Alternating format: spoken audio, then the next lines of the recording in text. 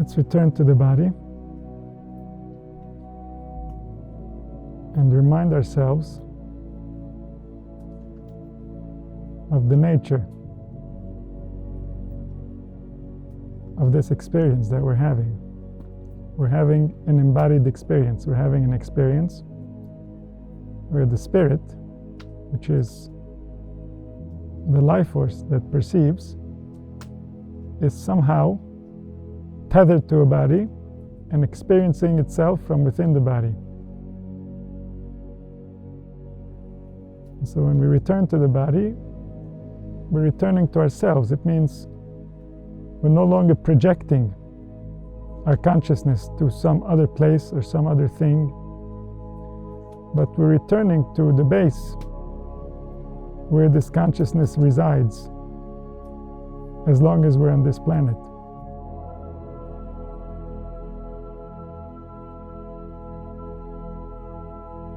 The experience we're having in the body is created by a combination of forces. The forces reside in the organs, and together they sing. Together they create what we experience. And so the body is giving us a demonstration of the nature of the experience of the spirit. For every organ we have in the body, this demonstrates that there are forces within the spirit that are related to this organ. But not only do these forces dwell within the organs, but the nature of the organ, the function of the organ within the body, is a demonstration of the nature of the spirit and the forces that create the spirit. And so as an example, if we have the heart that physically pumps blood around the body, this demonstrates that the heart contains a force that gives life, that spreads life throughout the organism.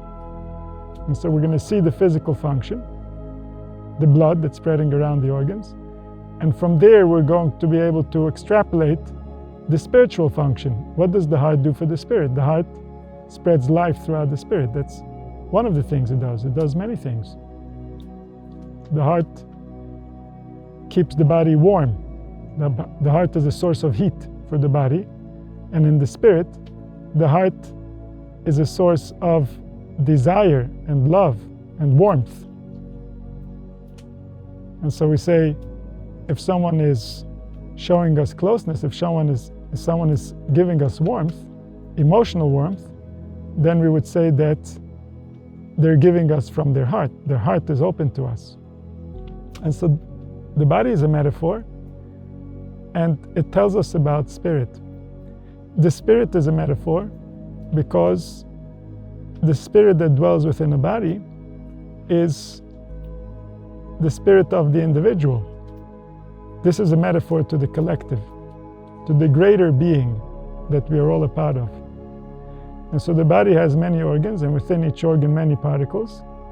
The spirit has many parts, many individuals, and different individuals do different functions for the spirit, for the collective spirit.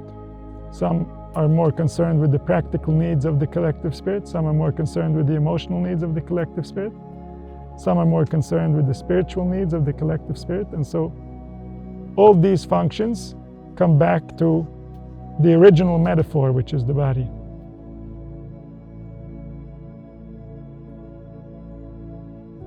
The spirit comes within the body in order to learn about the nature of itself.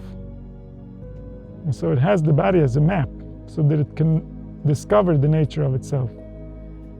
Every function, every limb, every organ is telling us something about the spirit, about the individual spirit, and as an extension, about the collective spirit.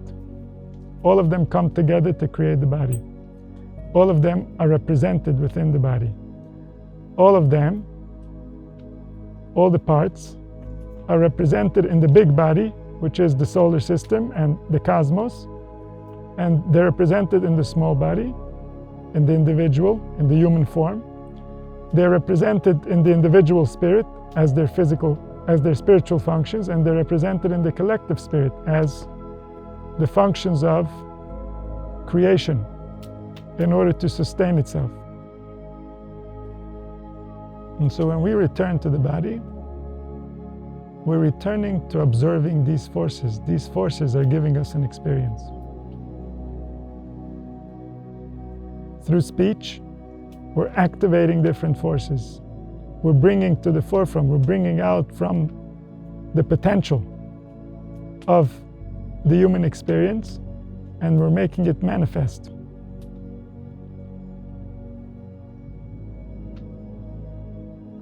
And then the spirit can observe itself. And so some forces have never been perceived by the spirit. Some forces have been laying dormant within humanity because we haven't had the speech that could activate them. We haven't known about their existence in order to know how to bring them to awareness. And this is part of our development, this is part of our evolution, is to discover the nature of the organism. But the body already has all these functions. The body already has all the organs that make these functions available.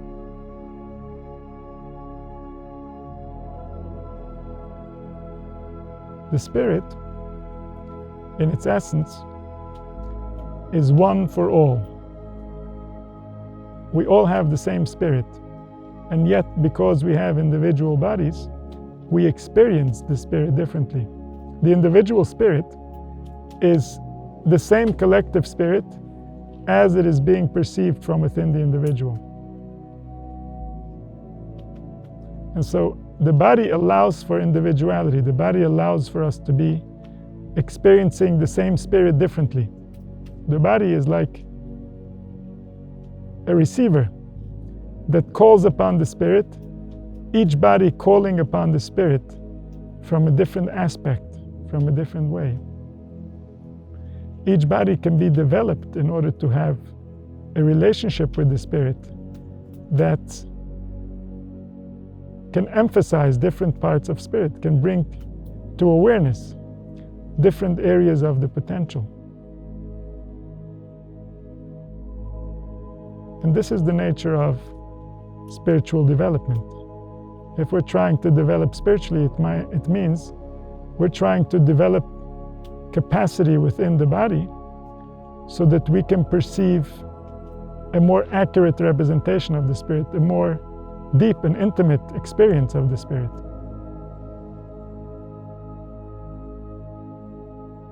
The relationship between spirit and body can be where the body is serving the spirit or the spirit is serving the body. The spirit is the only one that's active. The spirit is the only one that's doing the service. But when the spirit is aware of itself, then spirit is serving spirit while it's riding on the body. And when spirit is unconscious of itself, then the body is using the spirit, and the spirit doesn't even know that it's being used. It's simply not aware of its own existence, and therefore, whatever the body tells it to do, it does for the body. It doesn't have its own goals, it doesn't have its own interests. It doesn't remember itself as an entity, as a being that has needs, that has desires, that has an inherent nature of what it likes and what it doesn't like.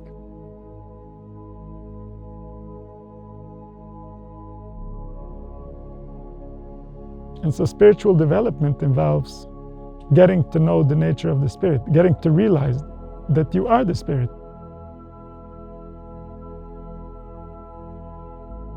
Getting to realize what is the right way of activating the spirit, what is the right purpose for which a spirit should be put to use while it's within the body.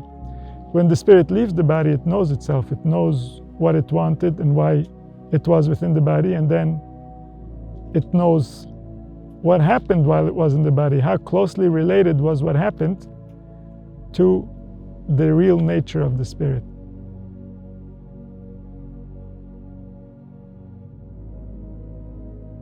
And so when we return to observing the body, when we observe how the spirit dwells within the body, the goal of that observation is to remember the nature of the spirit.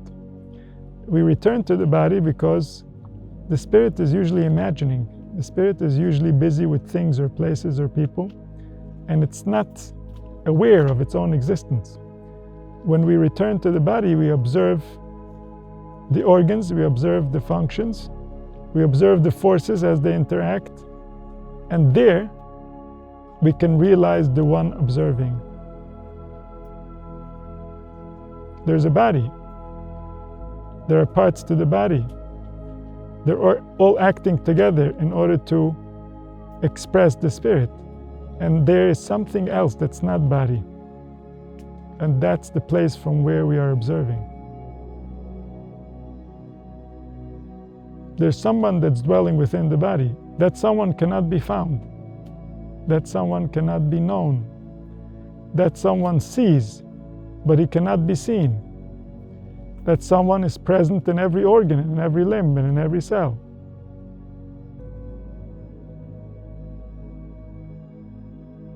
That someone is the purpose of the process. That someone is the only one that knows that there even is a process.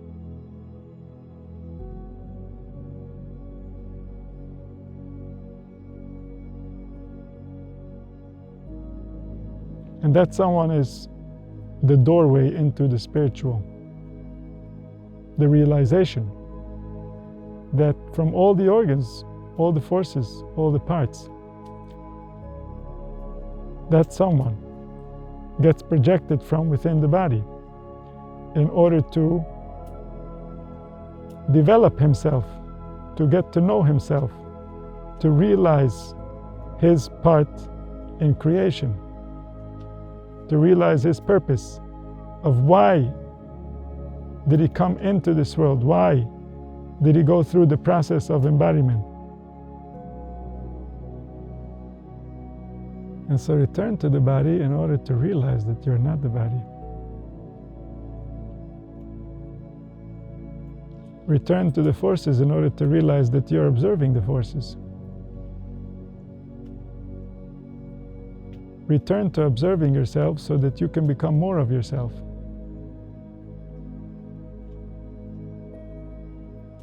So that you can return the power to where it belongs.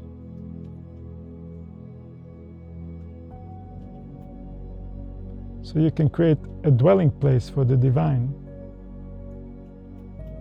So you can heal whatever humanity has damaged as they forgot themselves within their bodies, they forgot themselves within their illusions, they forgot themselves within all the challenges of survival on this planet.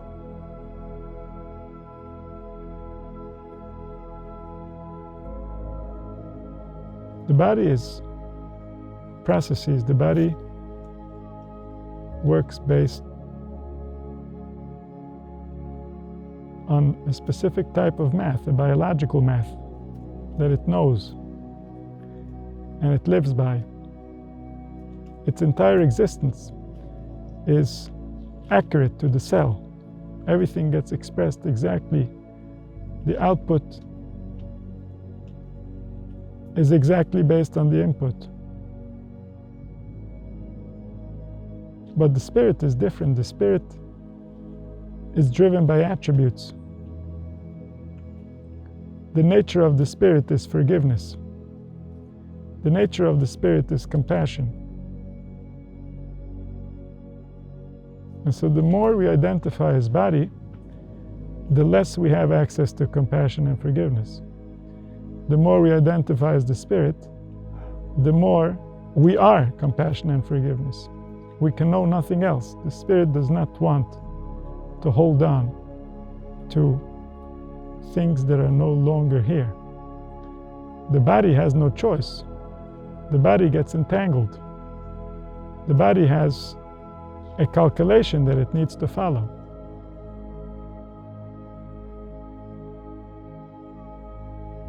And so when we return to spirit, we gain forgiveness. When we return to realizing our true nature, that increases compassion.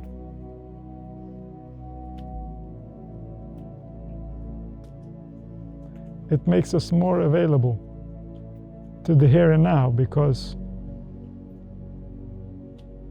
we can process the past, we can forgive the past, we can transform the past. The spirit has the power to do so. The body alone will not do so. The body simply continues the past. So let's return, let's remember, and let's awaken compassion. Let's learn to forgive. Let's renew the spirit so that it can live again. At the end, the spirit is going to be renewed across all of humanity. And then there's going to be a great forgiveness. There's going to be a great realization about the real nature of what we're experiencing. And then all of humanity will rejoice together as one. This was the original intention. But when the spirit got lost in the body, it forgot its way home. It forgot how to rise above the events and the circumstances.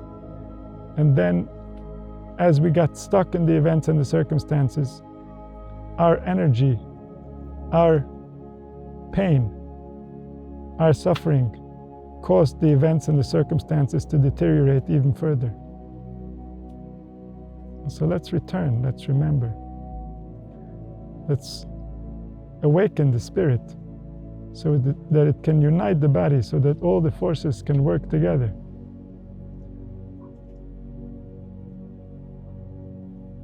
So that our portion of the collective soul can be redeemed. And this awakens within the collective soul a spirit of redemption, a spirit of liberation, a spirit of freedom that's going to spread around the entire globe and beyond. All of the cosmos is going to rejoice.